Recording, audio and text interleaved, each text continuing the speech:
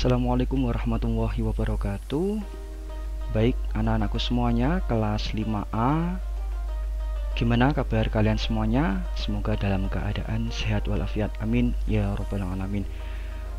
Baik anak-anakku semuanya, sebelum kita mengawali pembelajaran pada hari ini, kita berdoa terlebih dahulu menurut agama dan kepercayaan kita masing-masing. Berdoa mulai. Selesai. Terima kasih anak-anak semuanya. Baik anak-anak, kita hari ini akan mempelajari tentang keseimbangan ekosistem. Tentunya tema 5 pada subtema yang ketiga pembelajaran yang pertama terdapat 2 muatan mata pelajaran anak-anak. Jadi muatan bahasa Indonesia, kemudian ilmu pengetahuan alam. Nah, nanti kita akan mempelajari beberapa hal, ada kegiatan apersepsi, ada judulnya tadi sudah di awal, kemudian ada tujuan pembelajaran, kemudian kegiatan apersepsi, kemudian ada materi pembelajaran, evaluasi, dan juga referensi ya. Nah, Bapak terangkan dulu, Bapak jelaskan tentang tujuan pembelajaran kita pada hari ini. Yang pertama adalah dengan mencermati teks bacaan yang disajikan, siswa mampu menemukan dan mencari arti dari kosakata baru, menentukan pokok pikiran dari sebuah bacaan non-fiksi secara baik dan benar. Kemudian yang kedua, dengan mencermati teks bacaan yang disajikan, siswa mampu membuat teks non-fiksi dalam bentuk sebuah peta pikiran secara baik dan benar. Kemudian yang ketiga, dengan mengamati gambar yang ada, siswa mampu memahami dan menjelaskan hubungan antar makhluk hidup, menjelaskan perbedaan antara simbiosis parasitisme, komensalisme, mutualisme, dan menyimpulkan mengenai hubungan khas makhluk hidup secara benar. Selanjutnya yang keempat adalah dengan memahami peran antar makhluk hidup bagi kelangsungan hidup mereka di dalam sebuah ekosistem, sehingga nanti tujuan yang keempat ini kita akan belajar untuk membuat sebuah jaring-jaring makanan dari sebuah ekosistem. Kemudian kita nanti mempresentasikan hasil karya kalian ke depan kelas bersama kelompoknya masing-masing tentunya. Oke, ini untuk tujuan pembelajaran kita. Kemudian Pak Burhan akan memberikan kegiatan apersepsi terlebih dahulu kepada kalian ya tentunya anak-anak. Siap-siap ya. Oke, ada gambar yang pertama, coba perhatikan gambar ini anak-anak. Kemudian gambar yang kedua, kemudian gambar yang ketiga. Oke, sebelum Bapak buka pertanyaannya, silahkan anak-anak mengamati terlebih dahulu antara gambar satu, gambar yang kedua, dan gambar yang ketiga. Coba amati dulu apa pendapat kalian ya mengenai tentang ketiga gambar ini. Oke, dipikirkan terlebih dahulu. Oke, sudah anak-anak ya. Oke, nah pertanyaannya, bagaimana penjelasanmu mengenai hubungan simbiosis antara dua jenis makhluk hidup tersebut? Nah, oke, bisa semua ya? Oke, pintar sekali ya. Nah, yang pertama ini adalah contoh simbiosis mutualisme, anak-anak ya. Terus yang bagian tengah ini juga tentunya simbiosis parasitisme. Dan tentunya yang ketiga ini sebenarnya juga masuk simbiosis mutualisme ya. Jadi nanti kita akan belajar lebih lanjut. Oke, materi muatan bahasa Indonesia Bapak terangkan.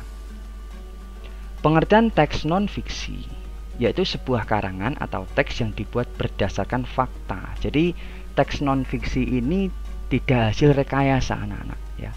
Tidak hasil dari cerita-cerita kan, tetapi dibuat berdasarkan kenyataan yang ada dan real ya, dan nyata.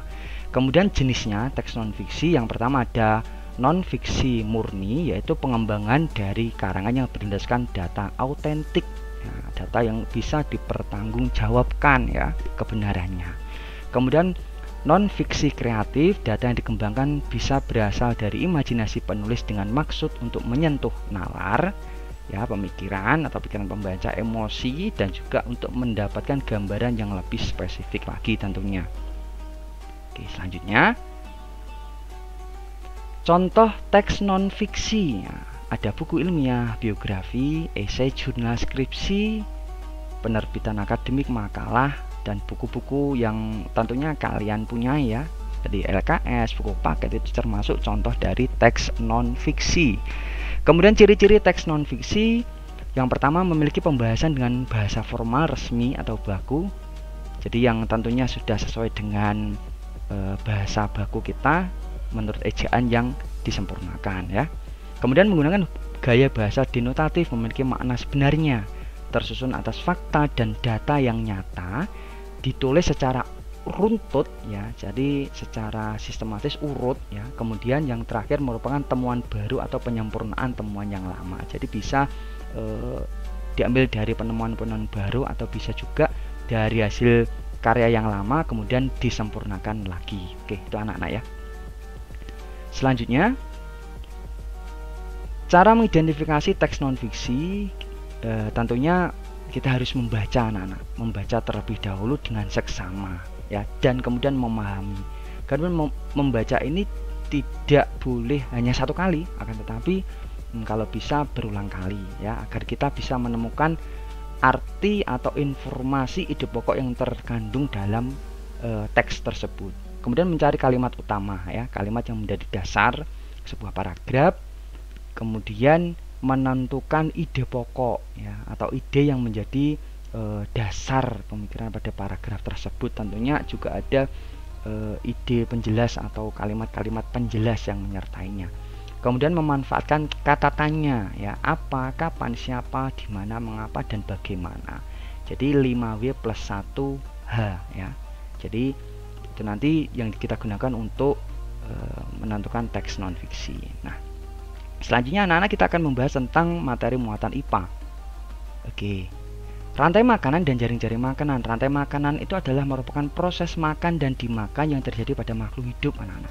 Nah, kita pahami, kita lihat pada gambar ini, ada padi, kemudian dimakan belalang, belalang dimakan oleh katak, dan katak dimakan oleh ular. Ini adalah salah satu contoh jenis dari contoh dari rantai makanan. Nah, selanjutnya apa Pak Guru yang dimaksud dengan jaring-jaring makanan? Itu adalah tentunya kumpulan dari beberapa rantai makanan di dalam sebuah ekosistem. Nah, jadi di sini ya. Jadi kalau kita amati jaring-jaring makanan ini banyak. Jadi ini adalah kumpulan dari rantai makanan ya, kumpulan dari rantai makanan. Ada padi dimakan tikus, ternyata tikus tidak hanya dimakan oleh ular, kan, tetapi dimakan juga oleh elang ya. Belalang pun juga seperti itu, tidak hanya dimakan oleh katak, akan tetapi dimakan juga oleh ayam ya. Oke, lanjut. Kemudian kita membahas tentang simbiosis anak-anak ya. Nah, simbiosis itu apa anak-anak? Ya, simbiosis itu adalah hubungan ya, hubungan saling ketergantungan antara makhluk hidup yang hidup bersama secara erat ya. Nah, hubungan ini tentunya ada yang menguntungkan ya anak-anak ya, juga ada yang merugikan. Itulah hubungan ya, hubungan saling atau interaksi ya, interaksi antara makhluk hidup yang satu dengan makhluk hidup yang lainnya. Nah, tentunya simbiosis ini dibagi menjadi 3 macam atau 3 jenis, yaitu simbiosis mutualisme yang pertama, kemudian yang kedua adalah simbiosis parasitisme, dan yang ketiga adalah simbiosis komensalisme. Nah, seperti ini ya. Oke, lanjutnya kita akan membahas tentang simbiosis mutualisme anak-anak.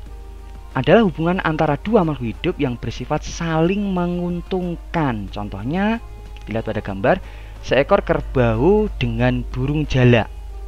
Ya, coba anak-anak perhatikan, kenapa kok ini dinamakan simbiosis mutualisme? Nah, seperti itu ya.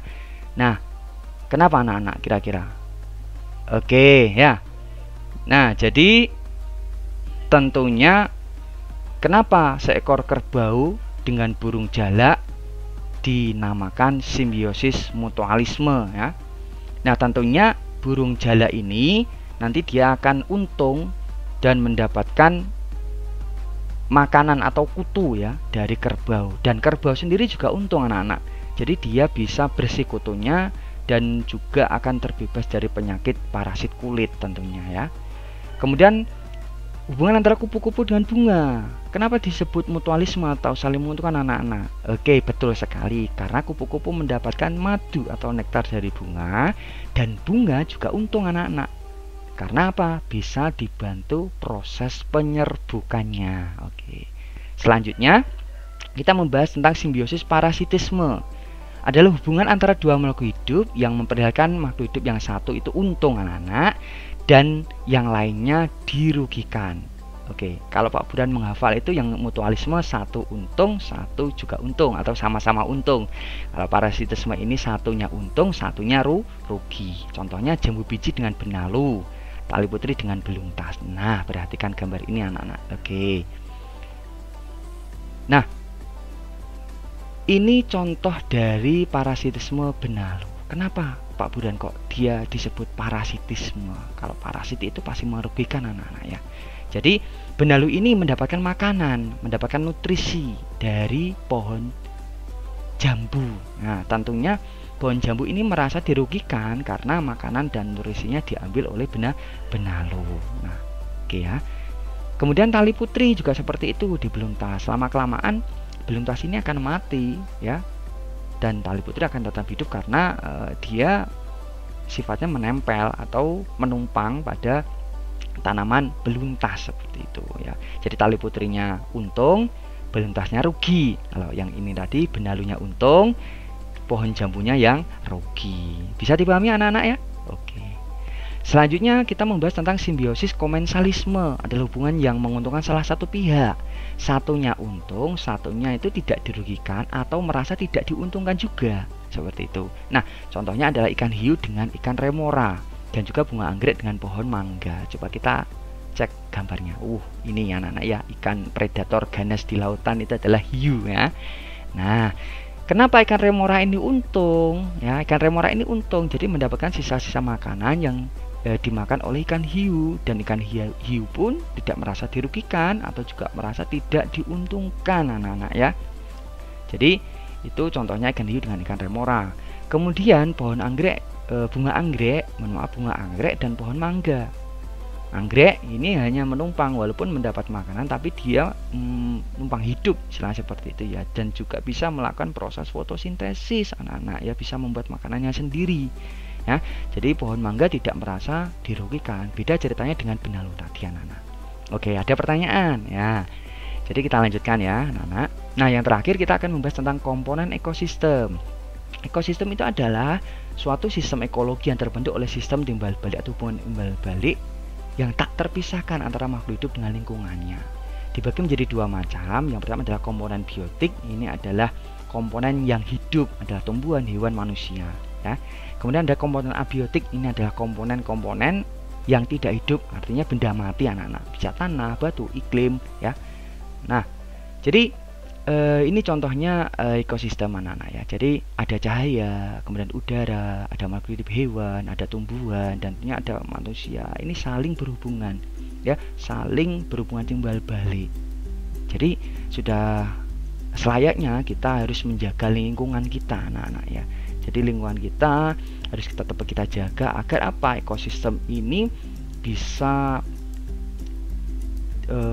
bersemi ya, bisa istilahnya tidak terganggu ya, juga hewannya, tumbuhannya ini tidak dirusak oleh kita manusia tentunya, karena manusia itu adalah termasuk konsumen tingkat tertinggi anak-anak ya. Jadi kita itu lestari atau tidaknya sebuah ekosistem itu tergantung faktor utamanya dari kita, dari faktor manusia tentunya ya. Jadi merupakan konsumen tingkat tertinggi manusianya itu tersebut ya. Jadi sudah sepantasnya kita harus menjaga. Kalau hutan gundul, kita melakukan reboisasi, penghijauan, kita tidak merusak ya ekosistem yang ada di darat, ekosistem yang ada di laut, ekosistem yang ada di air, di kolam dan lain sebagainya. Karena apa? Ini adalah semuanya ciptaan dari Allah Subhanahu wa taala yang harus kita jaga dan harus kita rawat, kita lindungi bersama. Oke. Nah, oke, materi sudah saya sampaikan. Nanti kalau ada pertanyaan kita bahas bersama ya anak-anak. Nah, selanjutnya kita masuk evaluasi anak-anak. Nah, perhatikan. Ada sebuah paragraf anak-anak. Setiap kegiatan memerlukan energi. Sumber energi untuk organisme adalah energi kimia yang terdapat di dalam makanan. Makhluk hidup tidak mampu menciptakan energi, melainkan hanya memindahkan dan memanfaatkannya untuk beraktivitas. Pertanyaannya, ide pokok paragraf di samping adalah, oke, silakan dipikirkan anak-anak, jawabannya apa kira-kira. Nanti ada dua emoticon ya. Emoticon kalau jawabannya benar dia akan tersenyum, Kalau jawabannya salah, emoticon tersebut akan menangis anak-anak ya. Tentunya sangat ya, ini adalah sangat menyenangkan kita mengadakan evaluasi sedikit ya dari PowerPoint Pak Burhan ini. Nah, oke anak-anak, coba ide pokoknya apa? Nah, bacaan dari bacaan ini. Coba kita coba ya, apakah kita setiap kegiatan memerlukan energi atau makhluk hidup berperan sebagai konsumen. Coba kita coba satu. Nah, suaranya menangis anak-anak ya. Kasihan sekali. Nah, coba kita jawab yang C. Nah, sangat seru sekali anak-anak ya. Kita lanjut. Nah, kita lanjut. Soal yang kedua, masih sama paragrafnya. Informasi yang tidak diperoleh dari paragraf tersebut adalah, ayo, yang tidak ada di sini. Sumber energi untuk organisme adalah energi kimia. Coba kita cek. Oke, ada, berarti betul ya. Setiap kegiatan memerlukan energi. Setiap kegiatan memerlukan, betul. Makhluk hidup memanfaatkan energi untuk beraktivitas. Beraktivitas, betul. Makhluk hidup mampu menciptakan energi. Makhluk hidup mampu. Oh, makhluk hidup yang benar tidak mampu menciptakan energi. Berarti jawabannya yang betul. Oke. Tepuk tangan, anak-anak. Oke, tepuk tangan ya. Nah, yang ketiga, rantai makanan yang tidak terputus menandakan. Jadi di dalam sebuah ekosistem itu kan terjadi rantai makanan tadi anak-anaknya. Kalau tidak terputus itu menandakan apa ekosistem tersebut anak? Ya, keseimbangan ekosistem. Oke, tangan anak-anak. Oke, soal yang keempat, jika burung elang banyak yang mati ya anak-anak, maka populasi kelinci akan apa anak-anak? Apakah A tetap, B berkurang, C tidak berpengaruh, D meningkat? Jika burung elang banyak yang mati, coba perhatikan, maka populasi kelinci, oke, apakah meningkat, tidak berpengaruh, atau berkurang? Coba kita jawab tetap. Salah anak-anak ya, nangis. Ayo, apakah tidak berpengaruh? Salah juga anak-anak. Oke, coba kita do, meningkat. Oke. Jadi jelas ya di sini kalau burung elangnya mati, tentunya kelinci tidak ada pemangsanya anak-anak. Dia akan bertambah atau meningkat populasinya. Soalnya terakhir, ular seringkali diburu oleh petani karena dianggap berbahaya anak-anak. Apabila hal tersebut terjadi, maka dampaknya bagi ekosistem adalah ular. Nah, apakah A, populasi tikus meningkat, populasi padi menurun?